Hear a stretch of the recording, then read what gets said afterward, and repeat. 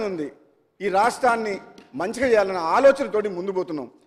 హరీష్ రావు గారికి బాధ అనిపిస్తుండొచ్చు, కానీ గతంలో మీరు సరే మీ నిర్ణయమా అది కేసీఆర్ గారి నిర్ణయమా తెలంగాణ ప్రజలందరికీ తెలుసు.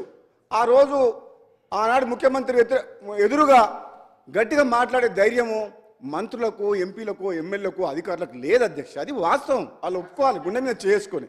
ఎవరు కూడా ఆయనతోటి అలా కాదు, అది తప్పు, ఇట్లా చేస్తే బాగోదు, ఇట్లా చేయాలని చెప్పే ధైర్యం లేకుండే ఆయన అవకాశం ఇవ్వకపోయేటోడు. ఈ రోజున్న పరిస్థితి వేరు. ఈరోజు అధ్యక్ష సబ్జెక్ట్ పోతా అంటే దాంతో ఎంత నష్టమైందా? మీరు మీ స్వార్థం కోసం అని చెప్పి నోరు మూసుకొని కూర్చోవడం వల్ల, జీహూజ్ ఉండడం వల్ల తెలంగాణ రాష్ట్ర ప్రజలకు నష్టం జరిగింది అధ్యక్ష. అది నా బాధ. వీళ్ళు ఆ రోజు అది కాదు, ఇది ఇట్లా కాదు అని అనుంటే ఈరోజు తెలంగాణ రాష్ట్రం ఎంతో కష్టపడి ఎన్నో ప్రాణాలు కోల్పోయి తీసుకుంది, ఇట్లా ఉండకపోయేది అధ్యక్ష. అది మా బాధ. మీ స్వార్థం కోసం అని చెప్పి తెలంగాణ రాష్ట్రం నాశనం అయింది అధ్యక్ష. మేము అధ్యక్ష మా ముఖ్యమంత్రి గారు, మంత్రులు, మా సోదరులు వెంకటరెడ్డి గారు, బట్టి గారు అందరూ కూడా వీళ్ళ ఇరిగేషన్ ప్రాజెక్ట్స్ మీద అందరికి అవగాహన ఉంది. అందరూ కూడా హరీష్ రావు గారి మీద పొద్దున్న నుంచి చెప్తూనే ఉన్నారు. మళ్ళీ నేను వాళ్ళని ఏమనాలి అధ్యక్ష? నేను ఒకవైపు వాళ్ళని చూస్తే బాధ అనిపిస్తుంది, ఎంతకన్నా అనాలని.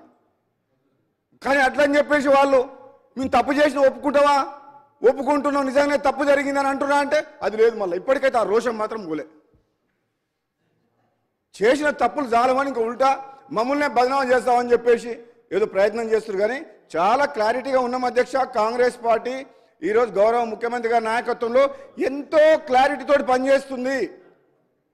తెలంగాణ ప్రజలు కూడా ఎంతో నమ్మకంతో ఉన్నారు. వాళ్ళకి మేము ఏదో అరచేతిలో స్వర్గం చూపించినట్టు మేము ఎప్పుడు మాట్లాడతలేము.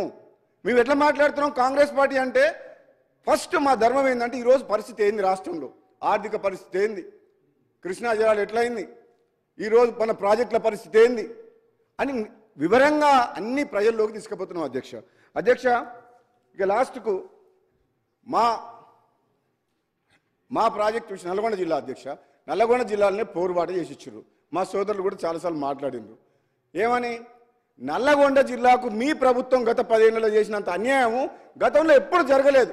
అది సొరంగ మార్గమే కావచ్చు, ఉదయ సముద్రం ద్వారా బ్రాహ్మణ వెల్ల ప్రాజెక్టు కూర్చేసుకొని కూర్చొని కంప్లీట్ చేస్తా అన్న మా శివనగూడెం రిజర్వాయరు ఫ్లోరైడ్ పీడిత ప్రాంతమైన మా మున్గోడు దేవరకొండ కావచ్చు. ఏమైంది అధ్యక్ష? 2015లో కొబ్బరికాయ కొట్టేసి కంప్లీట్ చేపిస్తాను. ఆ కుర్చీ డైలాగ్ ఎక్కడ పోయినా కుర్చీ వేసుకొని కూర్చుంటా అన్నాడు. మరి ఇప్పుడు కుర్చీ లేదు, లాస్ట్కి ఇప్పుడు వీల్ చైర్లో కూర్చొని ఉన్నాడు. ఆ కుర్చీ పోయింది. ఎంతమందిని కుర్చీ ఎక్కడవో కుర్చీ వేసుకొని కూర్చుంటా అంటే పబ్లిక్ ఏమనుకున్నారంటే నిజంగానే కుర్చీ వేసుకొని కూర్చొని కంప్లీట్ చేస్తారని చెప్పి పబ్లిక్ నమ్మిండ్రు. కానీ కుర్చీ లేదు, టేబుల్ లేదు, బెంచ్ లేదు, ఏమి లేదు అధ్యక్ష. ఒక్క పని కూడా కాలేదు. మీకు ఒక్క విషయం చెప్తా అధ్యక్ష, ఎక్కువ సమయం తీసుకొని నేను అధ్యక్ష. మేము గతంలో నల్లగొండ జిల్లా